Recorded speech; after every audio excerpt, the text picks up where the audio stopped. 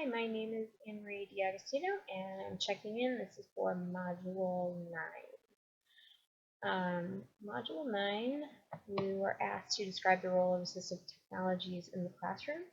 I think assistive technologies' purpose is to assist or enable the student to overcome obstacles that they may run into in learning. Um, and these are modifications with technology that we can make to make those obstacles easier to overcome. And this allows the student to participate in the classroom as the other students are. What past experience have you had with assistive technologies? I have had a lot. I would say that I use them every single day. I work in a population in a school with some nonverbal students. I have some that have hearing deficits, vision deficits, and just various intellectual disabilities. Um, but I would say that the talking devices, as we refer to them, um, basically an iPad that is kind of a cross between maybe the AbleNet program, which is moving things around a little bit better and accommodating voice recognition, things like that. I thought that was a great idea, and definitely will utilize that. Especially in the interim, because we do pay a lot of money for a certain program that we use for these talking devices. But it was, I would say, it's a cross between their simplicity and AbleNet. So AbleNet had kind of the functions of like um, making those modifications specifically computer related and tech related, and then the picture part is really student related. So it's what that student is going to talk about, what that student would need to express during the school year, and just important thing for the student to be able to express at home as well. Because ideally these devices are going home with them, so that we're utilizing them all the time. And then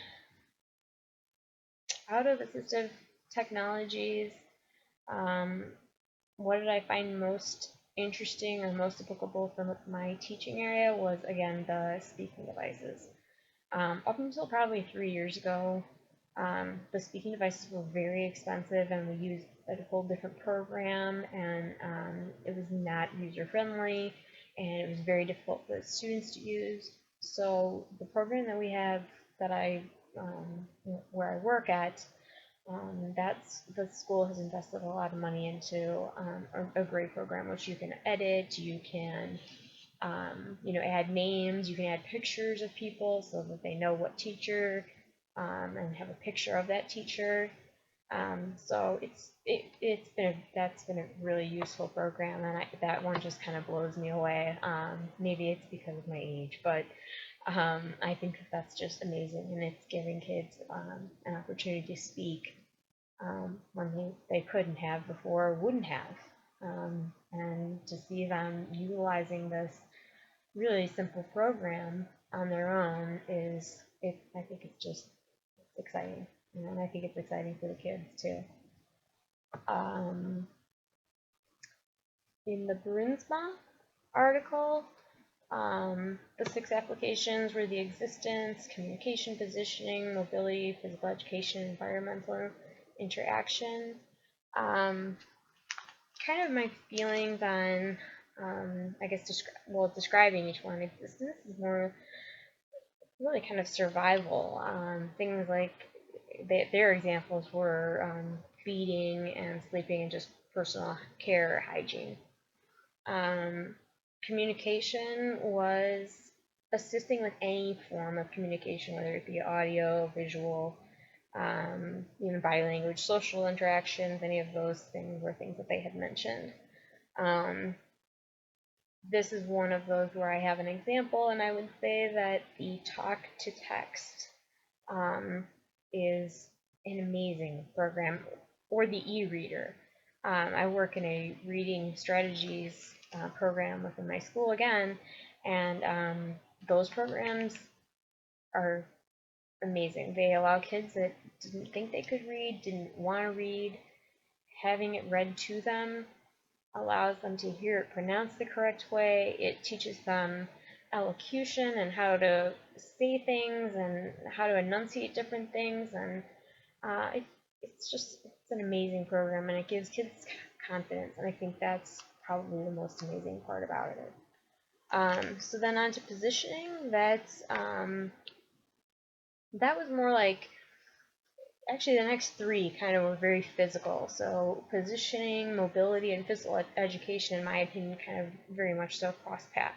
They were all really about allowing the student to be in a safe and yet able to be included, um, and again, kind of overcoming those obstacles physically. So having a lot of tech to allow them to participate in maybe physical education and things like that they normally would not be able to be included in, or wouldn't want to be included in because it would be too hard for them, or might be embarrassing. So one of the things that I have worked with in the past, and will be my example, is I worked with a student with cerebral palsy, and he was unable to use a bike, but he was able to use a trike.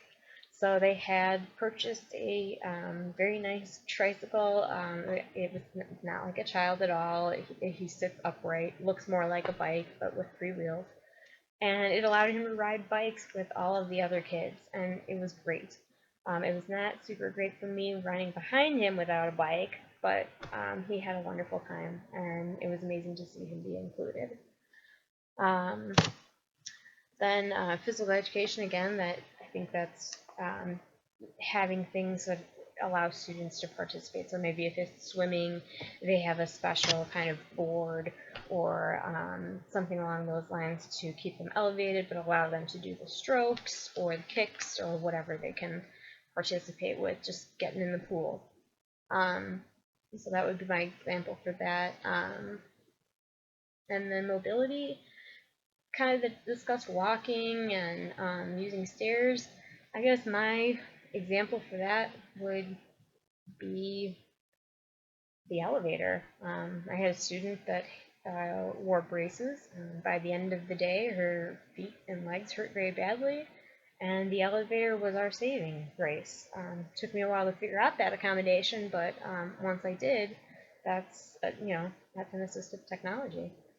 Um, and it's one that we don't really think of, but it's awful useful, especially if you're in special education. And then environmental interaction.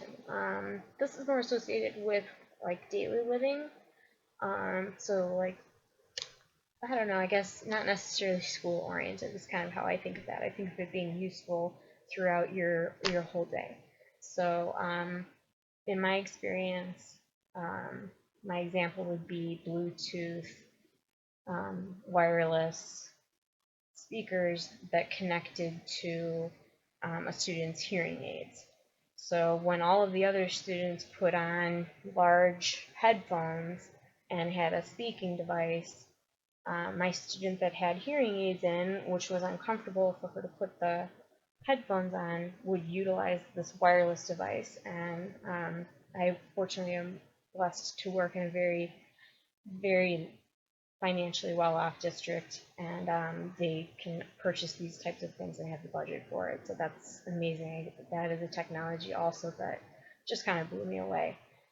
So she's sitting there with no wires attached at all, no different contraption that stands out, just kind of a necklace around her neck, and she can hear through this Bluetooth communication. And it's amazing. So this allowed a student who would normally not be able to participate in a reading strategies program, or would have to be kind of pulled out at times to work, with an aide. She was able to participate in the class the whole time. So that was another great example of things that are out there. Thanks for listening, and that pretty much wraps it up. Module 9, checking out.